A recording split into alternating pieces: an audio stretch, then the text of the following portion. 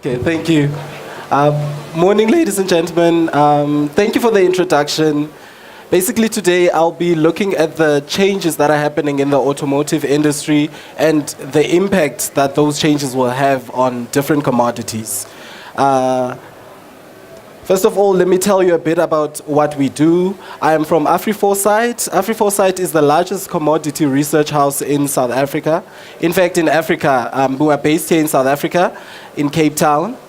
We forecast prices for commodities. We also forecast volumes, and we do industry profitability. We also look at costs for mining, construction, and other industrial processes. We serve clients in the mining industry, the suppliers to miners. We serve investors and bankers. These are the main commodities that we look at. We look at them in clusters. We have energy commodities. We have steel and stainless steel related commodities. We have base metals, battery materials, which we refer to as new energy commodities, and then we have precious commodities. Today, I'm basically going to be looking at the impact of the auto industry in the platinum group metals and the new energy commodities, with the main focus being on the platinum group metals. I'll tell you why that is important. So up to this point, everyone knows that fossil fuels provide the largest source of energy. This is where we extract our fuels such as diesel and petrol, which we use in our cars basically to power our cars. But the magic really happens in your car's internal combustion engine. This is where the fuel is converted into energy. But when that reaction happens, unwanted gases are formed in the engine, and these include methane, carbon monoxide, and nitrogen oxide. These are both harmful to human health and also to the environment in general. So what manufacturers did then is to install catalytic converters to minimize the impact of these gases on human health. Catalytic converters basically use platinum, palladium, and rhodium in different quantities depending on whether you're using it in a diesel car or in a petrol car. Like, for example, in a diesel car, you would use a lot more platinum than you would use palladium, whereas in a petrol car, you would lose a lot more palladium than platinum. Rhodium is used in both cars, and rhodium is mainly just for nitrogen oxide emissions. The gases are then converted into much friendlier, environmentally friendly gases, which is nitrogen and oxygen and water. Carbon dioxide is much more less in terms of global warming than methane. So now the push, because the catalytic converters have been found to not completely remove these gases. Some of these harmful gases still escape and enter the atmosphere. The push right now is for clean and environmentally friendly cars. These are the new energy cars. And we've seen the latest ones run on either electricity or hydrogen. What these cars then use, the electricity is stored in the car's battery. The batteries use different commodities than your internal combustion engine. Most of these batteries contain nickel, lithium, and cobalt. There's other smaller commodities which I didn't think I should include here, but it's a whole lot more commodities that are involved there. And then fuel cells convert hydrogen into electricity. This is where the future of platinum demand is expected to come from. So then the electricity is then generated in the fuel cell or released in the battery to then move the car. So now there isn't any of those of these harmful gases formed, so there is no need for you to install a catalytic converter in the car. The only emissions that you have is water, which comes from fuel cells. So as the push intensifies towards the green cars, the technology is not there yet for us to fully go into electric cars, because electric cars are very expensive to produce. They cost up to like twice as much. Right now, what the governments in in the EU, for example, China and the US, what they're doing is they're actually incentivizing people to buy these cars. So when you buy an electric car, you actually get paid to drive it in the city or wherever. So to close the gap in these technologies, hybrids are expected to carry the demand from both sides, because hybrids include a bit of the old energy and the new energy vehicles. So right now I'm going to pick one commodity out of these just to analyze how will this change in the auto industry going to impact that particular commodity. And I'm going to look at platinum, because you see platinum appears in both the old and the new energy commodities. Platinum demand is mostly from autocatalysts. These are the catalytic converters. So a decline in that demand sector is expected to actually eat on platinum demand, because the problem is that because the technology between internal combustion engine and fuel cells is very it's too different, and the costs of the different technologies are very it's wide. We don't expect the fuel cell demand to actually pick up where the platinum is losing in the auto catalyst. So we expect the demand for platinum in the short term at least to continue declining. Because, for example, let me give you an example. Platinum, for example, in auto catalysts, you need, in a year, they consume about 3.5 million ounces of platinum. But then fuel cells consumes about 50,000 ounces. So there's a huge gap between those two. And to make matters worse is that there is...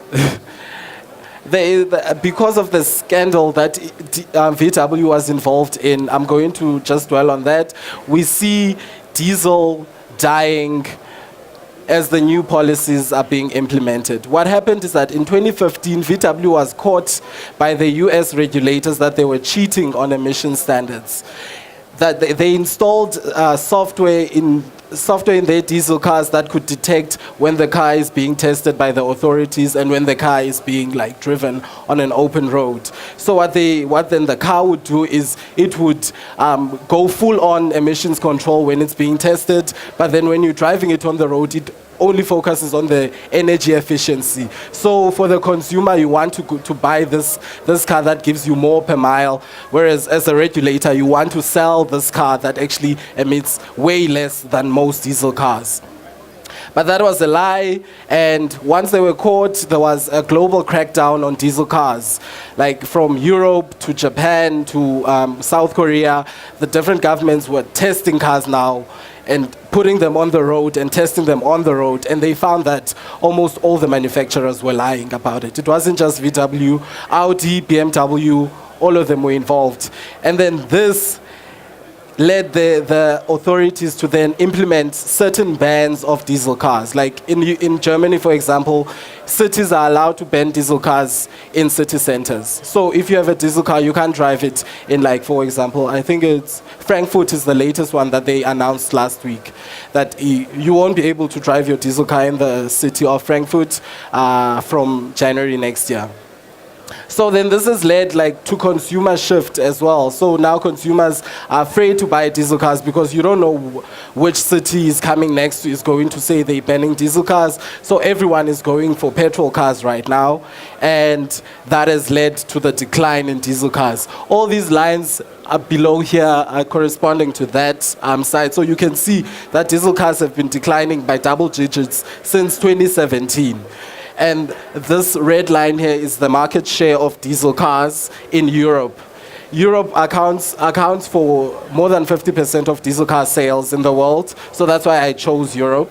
And diesel cars in Europe used to be more than 50% of the market. Now it's approaching 35%, and it's going to continue going down.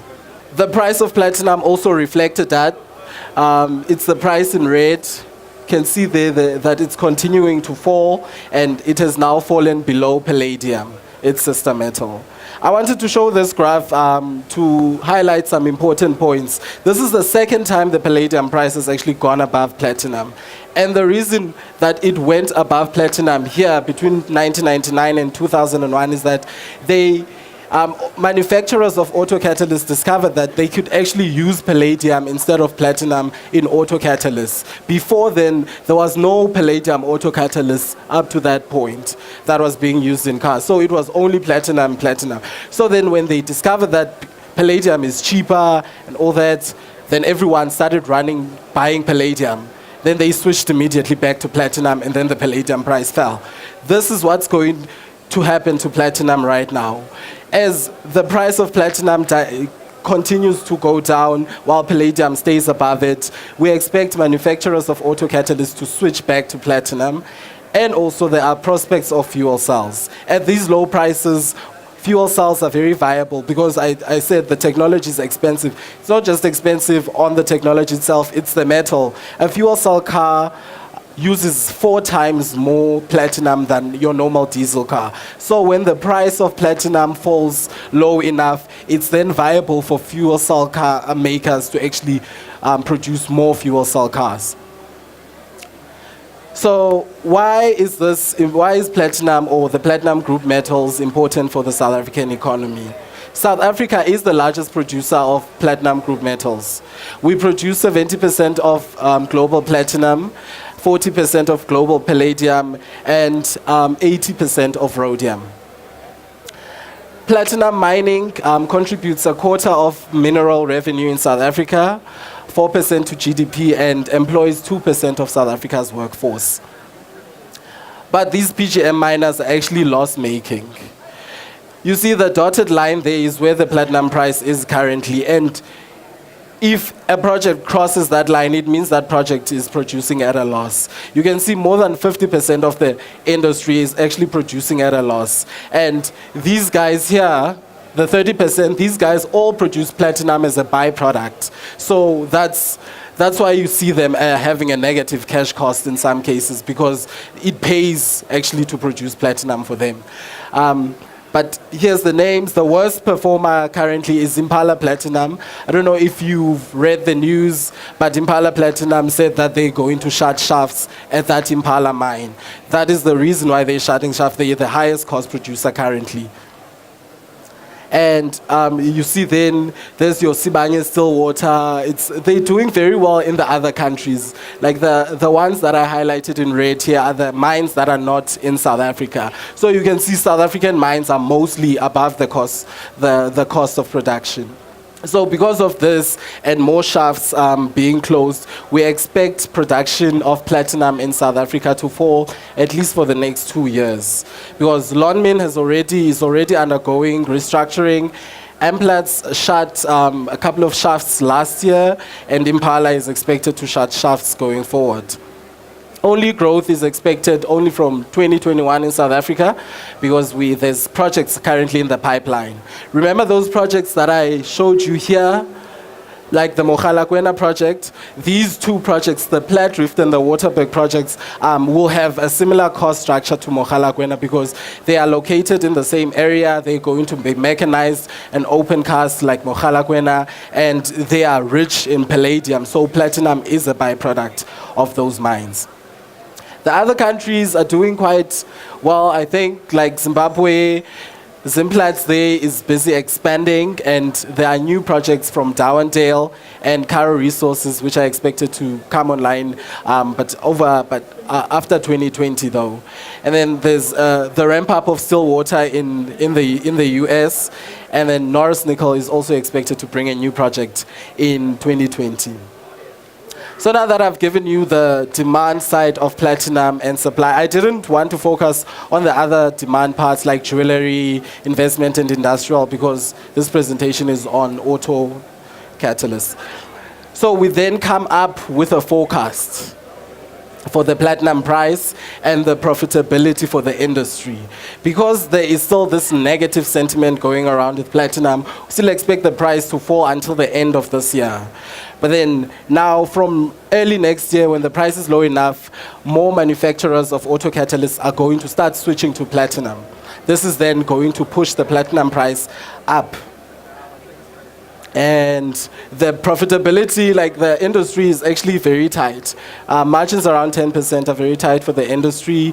We don't expect much improvement in that because there's still this negative side on demand that's going to keep on weighing on the margin. Basically, that is what we do at Afriforesight.